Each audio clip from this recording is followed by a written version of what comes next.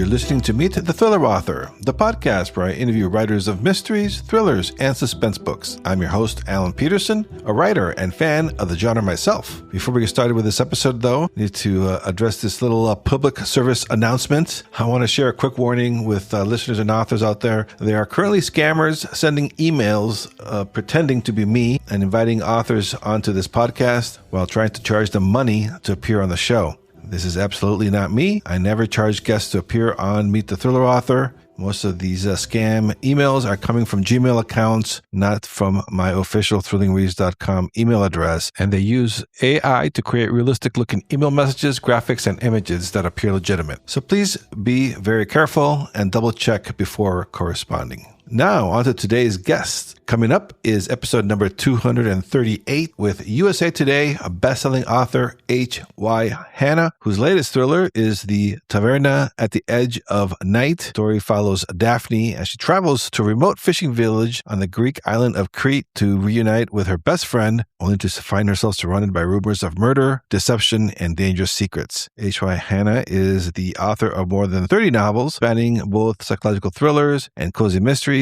After graduating from the University of Oxford, she's lived all over the world, from Taiwan and London to Dubai and New Zealand, and now calls Perth, Australia, home. In this interview, we talk about writing destination thrillers, creating atmospheric settings, balancing suspense with emotion, and a lot more. Make sure you visit thrillerauthors.com for show notes, transcripts, episode archives, and more. And if you enjoy the podcast, please take a moment to rate and review the show on Apple Podcasts, Spotify, or wherever you're listening to podcasts. Okay, here's my conversation with H.Y. Hanna. Hello, everybody. Welcome back to Meet the Thriller Author. On today's episode, I am welcoming back to the podcast H.Y. Hanna, who's best known for her cozy mystery books, but she has now written a psychological destination thriller, which was published on May 12th, called The Taverna at the Edge of Night. So I'm excited to talk to her about her new book and new genre and all that good stuff. Welcome to the podcast. Thank you. It's lovely to be here. Let's get a little bit about your history, too. I know that you're switching genres now, so that must be very exciting. But can you tell us a little bit about your background? Yeah, it's a bit of a checkered history.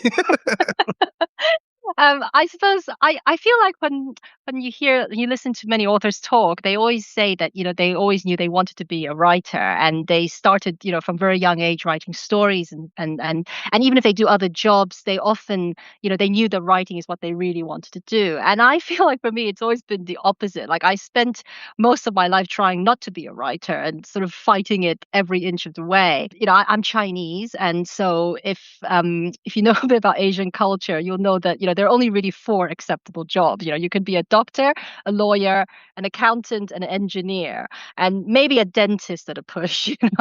And so, if being creative isn't really seen as a gift, it's really seen more like a curse. And if you say, you want to be a painter or a dancer or a writer, your parents would be absolutely horrified because it's fair enough. I mean, creative jobs are, generally they're quite unstable, and they have poor prospects very often.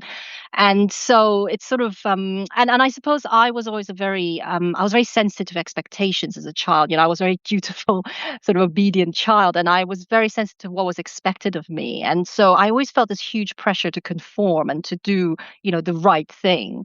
And so I think I spent a lot of my childhood and early adulthood really just suppressing this urge, if you like, it was almost like a shameful secret, like this, almost like a sickness, like this compulsion to want to write. And it kept leaking out everywhere, of course. I mean, my classmates in school hated me because I would always be begging the English teacher to give us an essay for homework because I just wanted any excuse to write something. But mostly, I just didn't even, you wouldn't even consider it remotely even as a hobby seemed very shameful. And so, I left university and I did what I thought was the right thing, which is to get on the corporate ladder and, work in an office. And I tried lots of different jobs, and I think I was actually very unhappy really in all of them. But I just never really wanted to consider why. It was very much like I was trying to fit a square peg into a round hole, but I didn't want to admit that I was a square peg.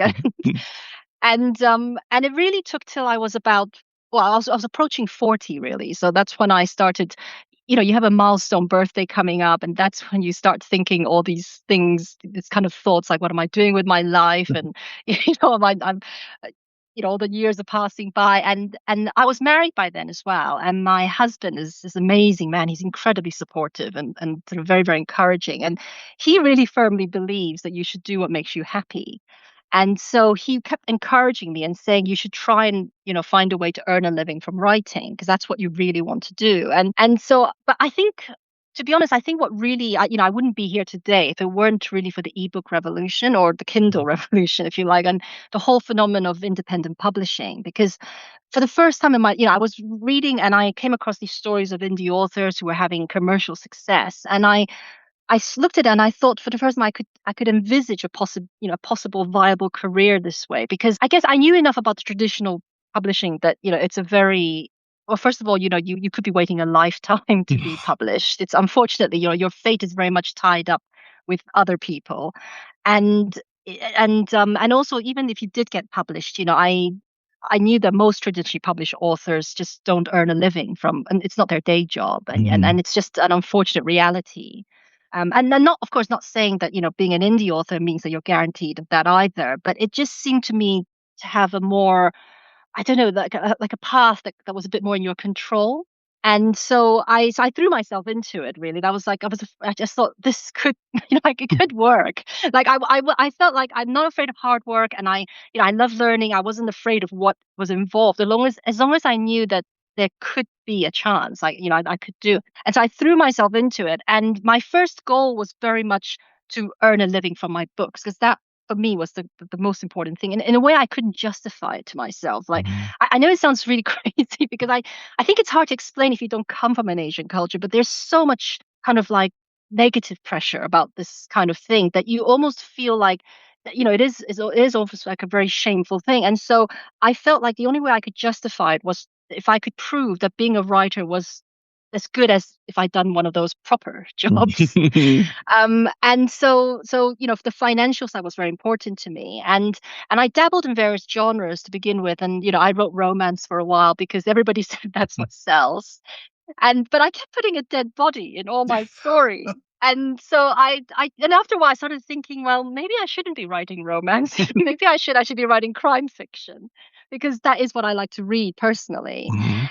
And then I sort of fell into writing cozy mysteries. I had this idea that was inspired by my time studying and living in Oxford. And so I started a series that was based around a tea room in Oxford. And I was very lucky that the books, did very well, and I just had this amazing readership, and I think when it happened, it was terrifying, really. I was absolutely terrified because this was something that I'd always been told was just impossible. Like you'd be stupid to even think about it, and then suddenly it was happening to me, and I was almost like it was almost like I just I was writing like a maniac the first few years, because it was almost like something was chasing me at my heels, and I Mhm. I felt like any moment it was all going to just disappear, because that's what I always been told. I had all these voices that said this is Mhm. fake and this is a completely unreliable job, which it is, to some extent.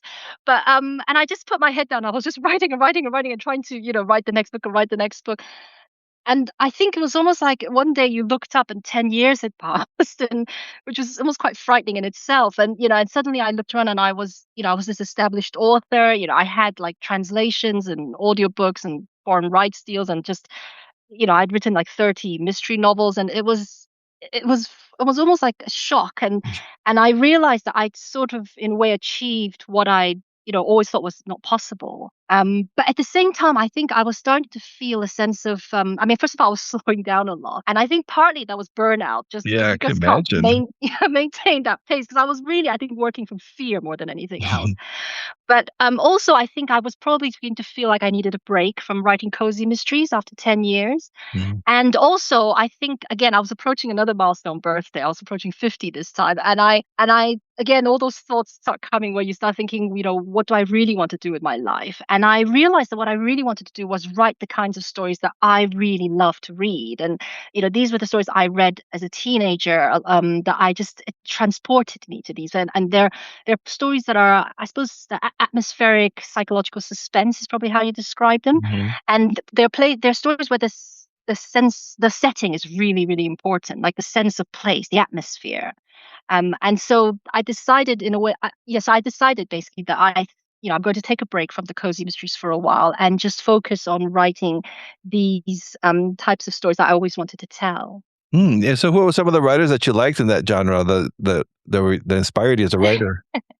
And well, my absolute favorite author is Mary Stewart, which I'm not sure many people know of her nowadays, No, but I'm not she's familiar with she's her. so she's dead now, but she wrote her pop books were popular in the 60s and 70s and 80s. Mm. And she wrote very much what I suppose now would be called women in jeopardy. So they're very much really atmospheric psychological suspense or suspense, classic suspense, really. And they're set often in these beautiful but possibly deadly, locations. So, the south of France, in Greece, in on the Isle of Skye in Scotland. So there were places that I love. They're kind of rugged, wild, untamed setting that has places that have lots of atmosphere. I Hmm. love those kind of settings. And I give me a wild moor any day with fog over like a beach with tropical palms, palm trees and things. And so she was very much a huge influence. And in particular, the book that my first psychological thriller was very much inspired by one of her books I read, which was set in Crete. But so she was one. But there are various. I find that most of the authors I gravitate towards always have a certain thing in common, which is that their writing style tends to be very lush and descriptive and full of beautiful, rich prose. And I know sort of description. I feel like sort of fallen out of fashion a bit in modern times. There's very much a drive towards more minimalist type of Hmm. writing. Because I think we're all, we're about people's attention spans, and it's like, you have to try and move TikTok the story along. generation. Yes, exactly. Yeah, and you want to move the story along as fast as possible. But I don't know. For me, I love stories that have that real rich sensory detail and rich descriptions, and they really take their time to settle you into the place, and Mhm. and the atmosphere is as much part of the story as what actually happens. And so, yeah, some of my other authors I read, they were mostly because I was living in the UK at the time. Authors like Minette Walters, who wrote psychological thrillers, or psychological suspense. I love Val McDermid as well. So she writes again quite dark sort of psychological suspense or thrillers, but again, very, very atmospheric. Like just, you could almost taste the atmosphere, reading them. So tell us a little bit now. This the Taverna at the edge of night. Can you tell us a little about that? I see that's set in you already mentioned in the Greek islands there. So have you visited there? Is that why you always wanted to write a story set there? Yes. Well, I'm not. So it was initially this book I read by Mary Stewart, which was called The Moon Spinners, and it was Mm. set in Crete. And I read it when I was 14, and it made a huge. I mean, all her books did, but in particular Crete. I don't know if for some reason Crete just really touched me, and I just love this idea of this wild and untamed and sort of rugged. It's the biggest Greek island, but unlike some of the other Greek islands like Mykonos and some of the others, which are very, I guess, almost like honeymoon Greek islands. Mhm. Crete is still very much untouched. Parts of it are very wild, and it's sort of there's a rugged kind of sense of beauty, and I love those kind of landscapes. And I just when I read that story, I just desperately, desperately wanted to visit at 14, and I didn't actually until what happened was when I turned 50, which is a couple of years ago. I decided that was going to be my big treat myself, and because I wanted to set this book there, I wanted to write a story of my own set there that would do for people what that book did for me in a way. And so I booked a book research trip there really, and I went and I did, I had an idea in mind, but it was the setting, because for me everything starts from the setting. Like for a lot of authors, I think it's often like the characters or like a what if kind of Mhm. situation. But for me, usually it's I go somewhere and I think, oh, this place would be such a good setting for a story. And then my imagination just starts kicking in and I start thinking of a story. And because for me, the setting is so important, it has to be woven into the story really, so that it can't have happened anywhere else. So yes, I went to Crete and I had this amazing time just going around sort of partly it was a book pilgrimage, so I was trying to find all the places in Mary Stewart's book, and I literally was there with on Google Maps trying to find places, because she sets her stories in real places and she writes in such a descriptive way. You literally can almost like it's almost like being a book detective. You can Mhm. find the places. And so I went and tried to follow the path of the story and visit all the places. And while I was there, one of the places I visited was the beach that her story was set in. But the beach, there isn't actually a village there. It's just a beach. But there was a single taverna there, which is set up on this hill. looking down.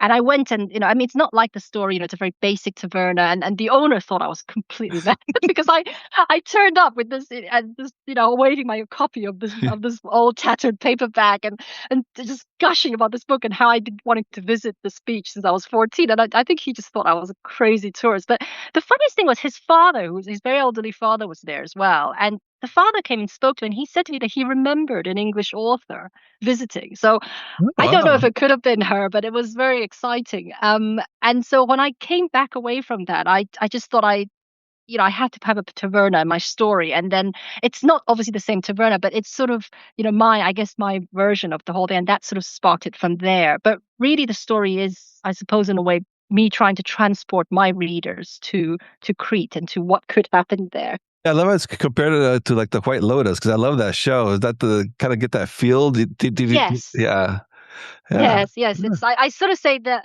as a shorthand. No, people say give a shorthand. I said yeah, my book is going to be a bit. It's a bit like the White Lotus meets Daphne du Maurier, I suppose. Or do you know Rebecca? yeah, oh, yeah, yeah. Yes. So it's that very much. It's a first person immersive perspective. So rather than sort of a multiple POV, which is sort of I think more dominant now. It's very much an immersive first person view, and you are with the protagonist with her the entire way, so you experience the whole story with her. And it's and yes, it's very kind of the atmosphere of the place is partly what the suspense comes from, the sort of what's underneath all that.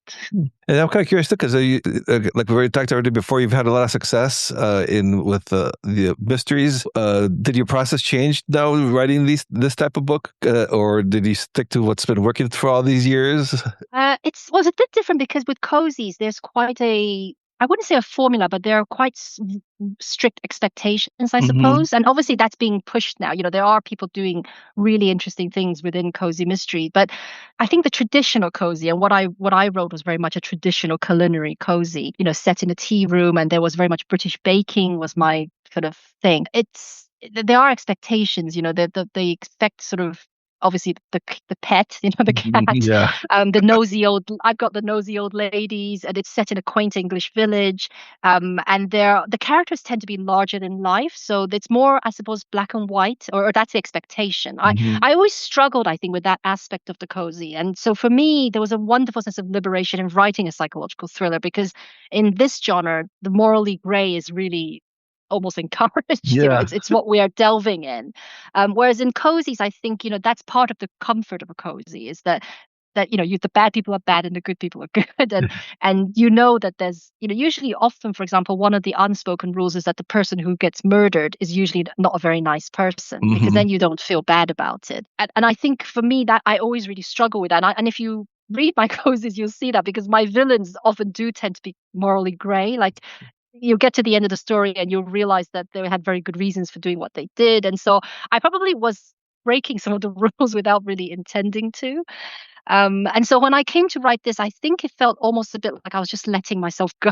Like it was lovely, really, just to not worry too much about certain genre expectations, I suppose. And I suppose maybe I mean obviously there are genre expectations in psychological thrillers as well, but maybe I don't know because it's probably fit the way I naturally am. I think what one thing that I did find quite difficult was that it took me a while to realize what type of psychological thriller I was writing Hmm. because very much the word thriller, is the sort of idea of like pacey and plot driven and very kind of, fast, fast, fast. And I really was worried about that because my natural voice tends to be, like I said, much more atmospheric and descriptive, and it's more slow burn, I suppose. And the suspense really comes from it's more like a Hitchcock film, I suppose. Oh Is yeah, really how yeah. I describe Hmm. it. So it's that sense of creeping unease, where you're not quite sure if something is wrong, and Hmm. the suspense comes from your own uncertainty. You're doubting yourself as much as anything.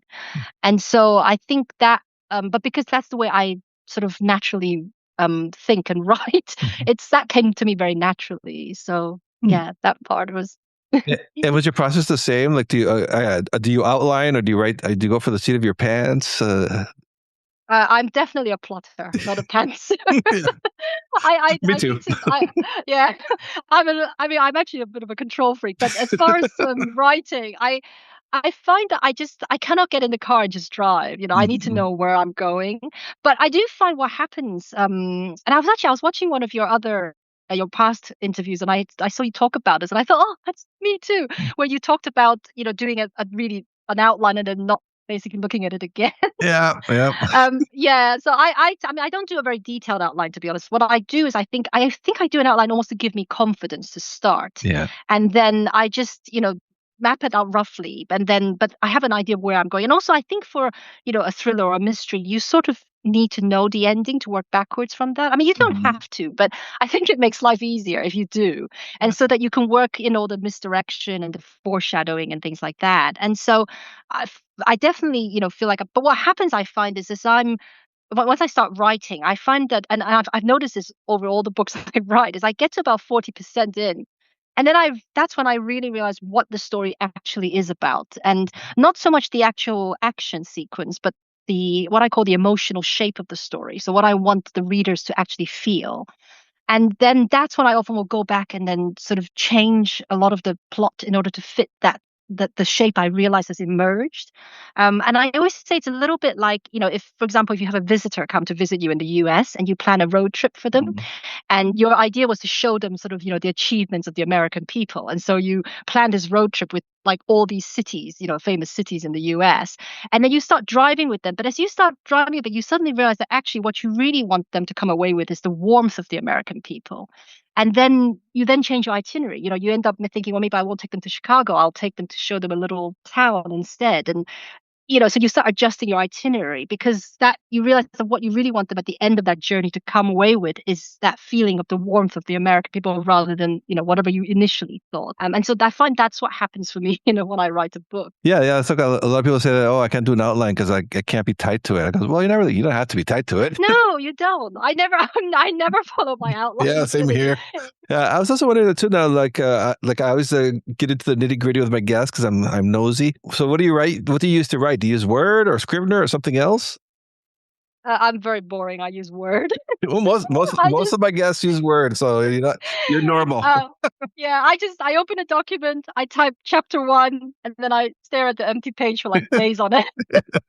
Yeah, and I pretty much start from one and just go chronologically. I find I can't scene hop even if I know what I want to write for a scene. But I think possibly because I write in first person and immersive, it's almost like I have to live the story with the protagonist, and I can't write the scene in chapter 8 because I don't know how I would feel or she would feel there until I've lived through chapters 1 to 7. Boring, just writing every day and just moving a little bit, a tiny little inch forward every day. If I remember correctly, you used to design your own cover. Did you design the one for the Taverna at the edge of the night? I Yeah, well, I Yeah. did, but I also what I've done is now is because I haven't got the time anymore, really, is that I mock. So that is basically my mock up, and then I Mhm. just send it to a cover artist with the mock up and get them to do the sort of the little nitty gritty bits, so Oh, the okay. proper blending and the color grading, that sort of thing, because that kind of thing takes a lot of time. But Yeah. and also things like I know what I'm weaker at, so like typography isn't really my strength. I'm good at the visual stuff, and I have a clear idea of the branding and the sort of general, I guess, tone and what you want to convey. But I don't know. It's always something that I feel very torn about, to be honest with you, because I find that the general advice is not to design your own cover, and you shouldn't really. And that's what I always tell people. And so I always feel very torn about it. And so, like for example, with this, I actually when I started, I didn't do it. I actually I hired a cover artist and I gave them the brief and asked them to design and come up with concepts for me. I just didn't really like any of the concepts they came up with. I just didn't feel that it captured what I wanted. And I think to be fair, it was quite difficult because what I want is a very kind of it's a difficult balance between the beautiful and the dangerous. What Mhm. I needed something that would instantly seduce you, that would make you think, oh, what a beautiful place. I want to go there. You want that feeling of going on vacation, going on holiday, but at the same time hint at the darkness underneath. And so I think that's, I mean, who knows if I achieved it, but No, it you was did. quite a Yeah, difficult yeah, no, yeah, reason. yeah, the beautiful ocean there, and then you got that little shadow figure there in the back. Yeah, no, no, very creepy. Thank you. But yeah, it was a difficult brief, I think. Yeah. Yeah. And so what's and like your daily or like your writing process? Do you like write every day? Do you set like word count goals? What does that look like for you? I I try to write every day, but I often don't get to it because, well, you know what it's like being an indie author. It's just, So much stuff going on. yeah, it's just, by the time and because I'm now got so many projects I'm managing really just with things like translations and audio, but just all the other things and obviously there's your backlist. I'm sort of managing about 30 books now, and you've got to obviously do the promotion and maintain them, and even just things like fan mail, and you're just generally keeping up with everything. You have the best of intentions when you wake up in the morning, and then you just often never get to the manuscript, even because everything else unfortunately is in a way equally important, because there's the business side of being an author, and that's the side that's enabling you to write, really, in the sense that it's partly what brings in the income that enables you to write full time. So you're really torn between the two. I mean, I think what happens is eventually I just think I have to just prioritize the writing, and then I go into like the writing cave, and I basically just stop looking at my emails. I don't open them till very late at night, and I only respond to what's absolutely urgent, and then I do manage to get the draft done, but it's very, very difficult. It's like a constant battle. Mhm. And I do aim for word counts, but I don't generally tend to hit them. I think partly because of the way I write as well. Like when I started this whole thing, I was really trying very hard to just get words down as fast as possible because, again, that's one of the things that's generally, I think, encouraged, especially in the author community. And I didn't realize that my own process is actually quite different, that I basically revise as I write. Like it's almost like a thing that's like rolling as you go Mhm. forward. And so that's actually what I'm more comfortable doing than doing the sort of vomit draft onto the page and then doing multiple passes, because that's, I think, the more common way to do it. And Yeah. that's probably the better way to do it, because at least you get something down quickly. But my way is like inching forward. But I guess the positive with my way is that you get to the end and that draft is pretty much ready to go to my editor. Yeah, that's what I say. You get a So clean manuscript. Yeah. yeah, I mean, Cleaner. yeah. I mean, I do obviously go back through it, but I find I don't make many changes. There are no, and all the layers and stuff, I'm doing it as I'm going along. And so, but it does mean that it's very slow progress. So I've sort of made peace with that now. And if I can get 1,000 words a day, I'm quite happy with that. If I, towards the end, you speed up because, as you're You're reaching the excited. climax, You want to finish it. you tend to just, you can see the light at the end of the tunnel. But and so if I manage to hit 2,000, that's like an amazing day. But sometimes I only manage 300 words, 500 words, and you have to just and that doesn't mean I haven't, like sometimes I could be sitting at the desk from 8 in the morning and sort of finally give up the ghost at like 8 at night, and all you've got to show for it is 300 words. Well, that's part of it all is managing everything, right? The marketing and the Yeah. writing is yeah, it's busy. But even I've interviewed a lot of traditional writers as well, and even most of them have to do a lot of their own stuff now too. Like the publishers Yeah, just aren't doing as much anymore unless you're a big name or something. But yeah.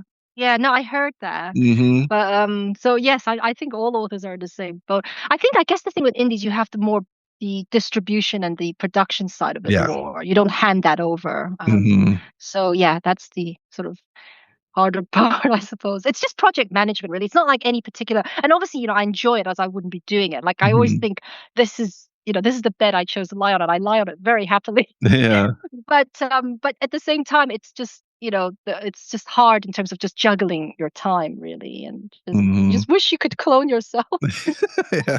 And so, what are you? Are you going to continue in on to with your cozy mysteries? Are you going to juggle these two? What's that looking like for you in the future? I think I'm going to take a break from the cozies for a while. I think it probably would benefit me as well just to have a sort of a complete break from them, and then I can go back to them, refreshed. And also because I really want to focus on these books. I have ideas for multiple. I call them destination thrillers. So I like they're very that. much they are thrillers, but they are very much defined in a way by being set in this beautiful, exotic, but possibly deadly location. And the because the idea is really about being someone, because I travel a fair bit, and I always, how you pass someone in the airport or something and you see something happen and you always think, there by the grace of God go I. Yeah. It always makes you sort of think, what would happen if you're somewhere and you're an ordinary person, you're not a law enforcement agent, you haven't got any special skills, a special set of skills, and you're just a normal person and you're trapped somewhere, you're stranded somewhere, and you don't speak the language, you don't know anybody, you're unfamiliar with the local customs, and you get drawn into some kind of mystery or danger or some, and you have to rely really on your own wits, and that's really really fascinating for me. So and of course the setting then will decide on, that each setting really decides how that what happens. And so I've got lots of ideas for different places to set stories in. Yeah, So because they're all standalones, right? This is a yes. standalone. Yeah. Hmm. Yeah. Yeah, so each one will be a new setting, a new heroine.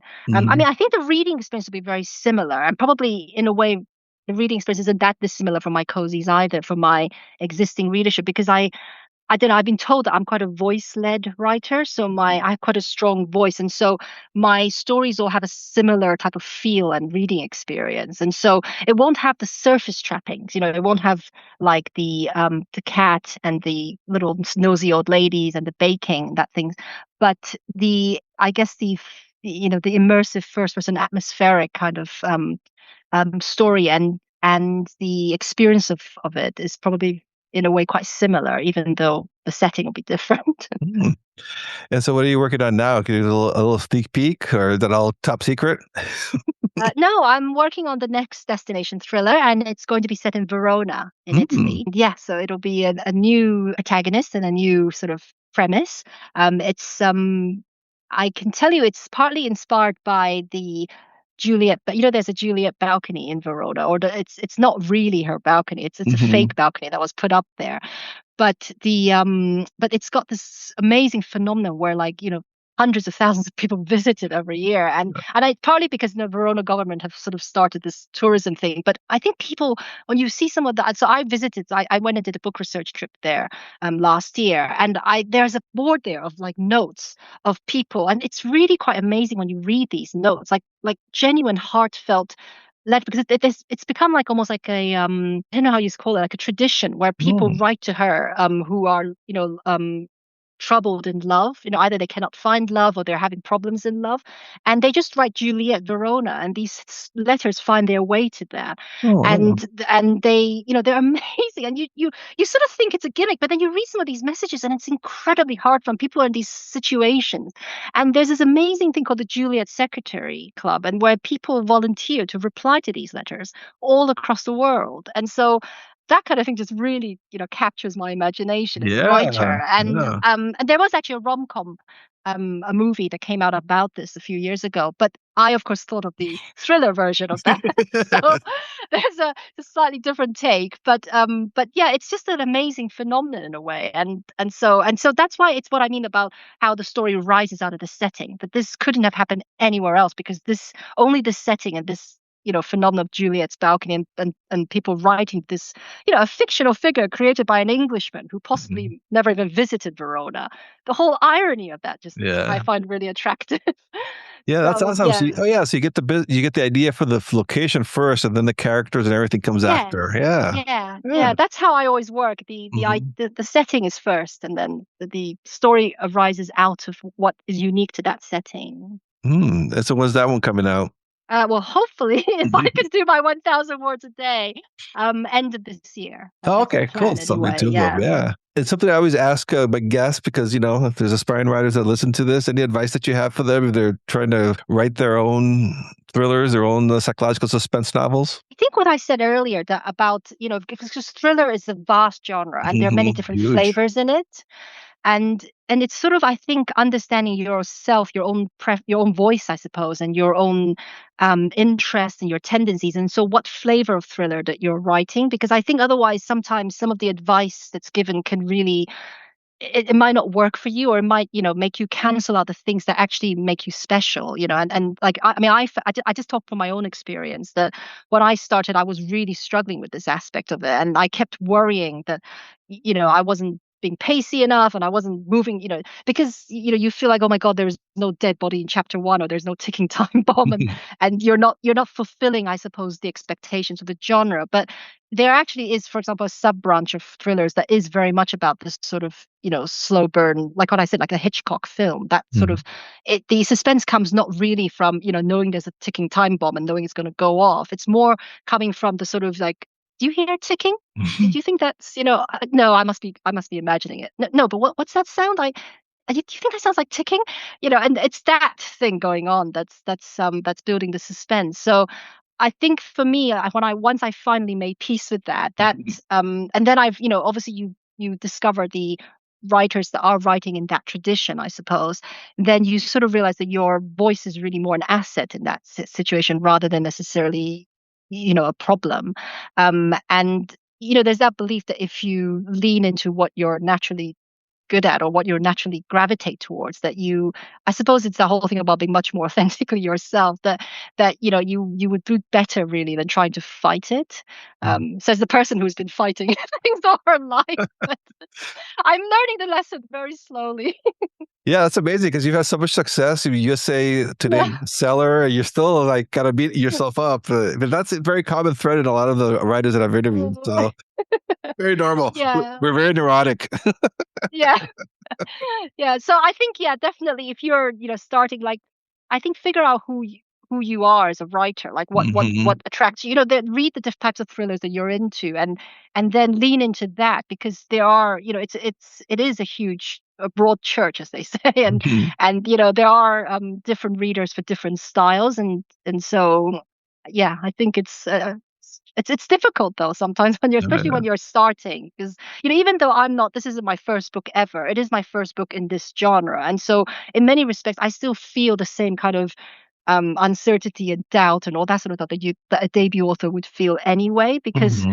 you just question everything you do because you just it's still, I don't know, it's hard to explain, but yeah. Well, no, I can imagine because you've had, yeah, like you've had a lot of success in that, and with Cozy Mysteries, 30 novels, and so yeah, it's gotta be a little scary to try something new, but It's terrifying. It's like leaving a job that you've been very happy in and for a long time, and you're respected and liked there. You've got a stable job that you've done for 10 years in my case, and then going off to this new job where then nothing is guaranteed. It's yeah. it's very frightening. Do you think? Do you hear back from your Cozy Mystery fans? Do they get mad at you that you're trying something different? Are they encouraging? No, Or- they've actually been amazing. I mean, I was terrified. Like, I felt, Yeah. I think along with everything else, it was guilt as well, because I knew that, I felt like they'd supported me all these years, and they've been amazing fans. And I felt very guilty because I knew that by taking time out to write these books, I wouldn't be writing the next book, in their favorite series. And so I think one of the reasons I dragged my heels for so long was because I kept dreading it, like dreading, like even announcing that I might be thinking about this. And I didn't announce it till January this year. Like, that was when it took me, like, over Christmas was when I really thought, okay, I've got to just commit to it. Even though I was actually writing this book sort of on the side. I Mhm. kept telling myself it was like a secret side project. It was okay, but I would write my proper cozy mysteries. And then eventually I just sort of almost had to admit to myself that really this is what I really wanted to work on now. And then I sort of confessed to them in January, and they've just been absolutely amazing. Like, they've been so, I wasn't expecting. I really thought that there would be a lot more reproach. Mhm. And I think the best message I received was from a fan who sent me an email in reply, and she wrote me 6 words. She said, "You write it, I'll read it." Oh wow, that's And awesome. that was it. Yeah. And I just sort of burst out laughing. But it was just, I don't know. I think you're right. Sometimes I think as writers, we're very neurotic, and we get things into our heads. And I Mhm. I don't know. I mean, I'm sure many of them were disappointed, but they were far more supportive than I thought they would be. Yeah, no, that's I think it's great. I think it's great that you're using you didn't like go with a pen name because I thought about that too when I switched genres. But I'm like, Oh, I don't want to deal with another. It's hard enough with one name.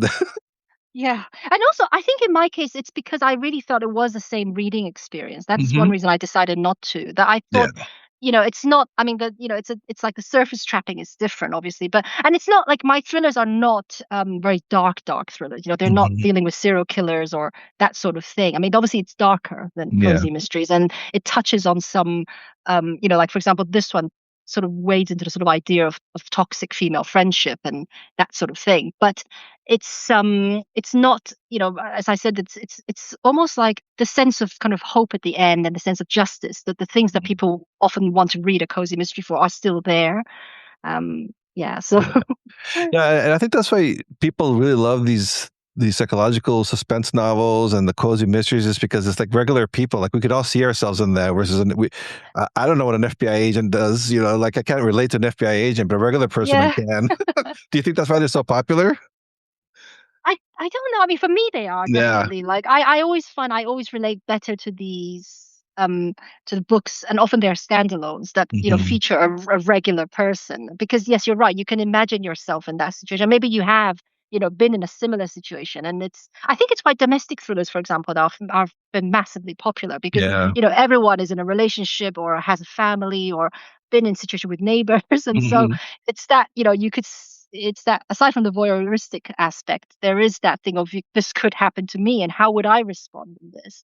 And so I guess mine is a little bit similar. It's just, instead of being domestic, it's taking you, like, what happens if this happened to you on vacation, or when you're traveling for work or whatever? How would you respond? Yeah. So yeah, it's that idea.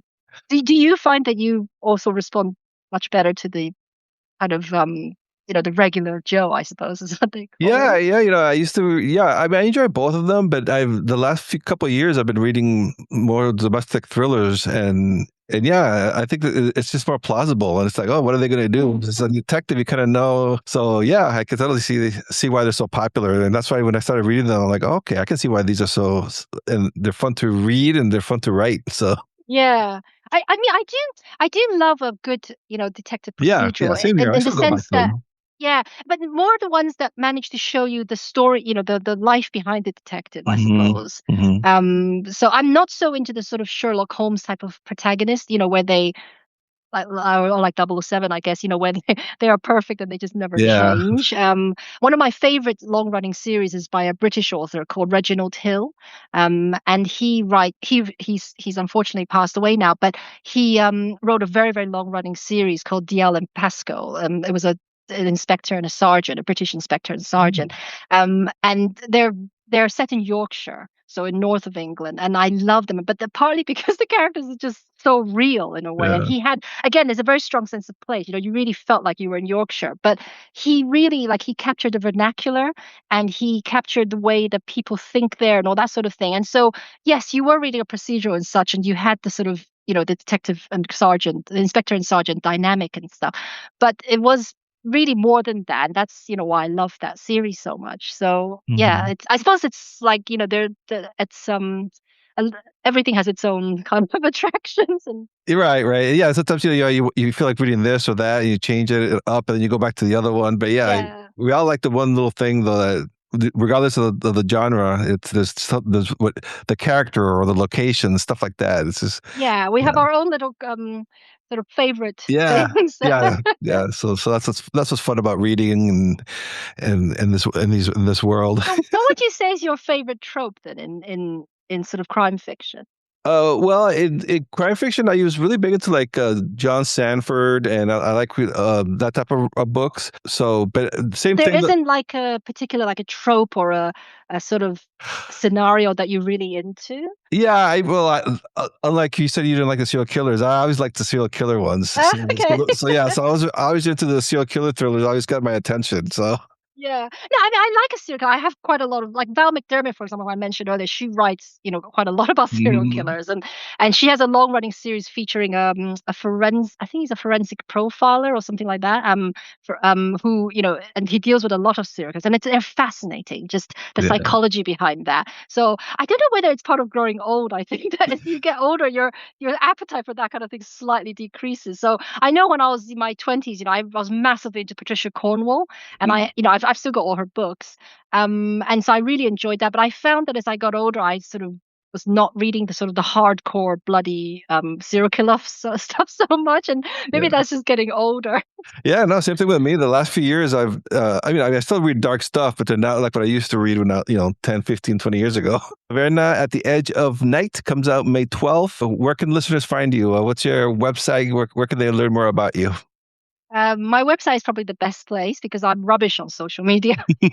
So my website is www.hyhanna.com. The HY are the initials of my first name, which is Xin Yi. And and I have a newsletter, which is really the best place to keep in touch with me, because I interact with my readers really through my newsletter. I do also have a YouTube channel, which I just started recently at the end of last year, and I share sort of behind the scenes of my book research travels, and Oh, cool. I answer reader questions there. So that's just quite a new thing, but I'm really enjoying that, and the readers seem to enjoy that. But yeah, probably my newsletter is the best place to keep in touch, and through email. Okay, all right, great. I'll have to check the YouTube channel. I didn't know you had that out there. This is interesting. All right, Shani, well, thank you so much. It was really a pleasure talking to you, and good It was luck with lovely the to be launch. here. Yeah, thank Thank you. you.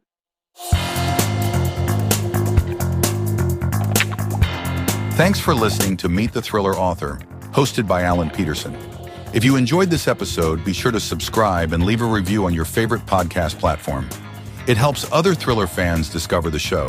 You can find all past episodes, show notes, and author interviews at thrillerauthors.com, including conversations with icons like Dean Koontz, Frida McFadden, and Lee Child.